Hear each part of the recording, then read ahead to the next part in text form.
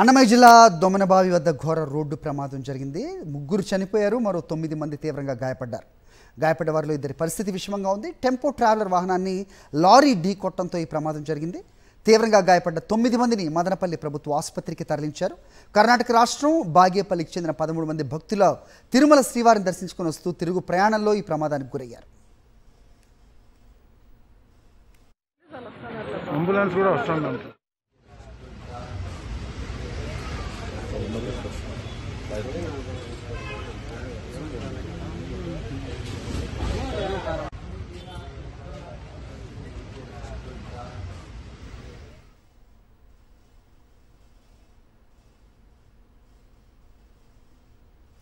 అన్నమయ్య జిల్లా దొమనబావిలో జరిగిన రోడ్డు ప్రమాద మృతుల కుటుంబ సభ్యులకు ప్రగాఢ సానుభూతి తెలిపారు వైఎస్ఆర్సీపీ అధినేత వైఎస్ జగన్.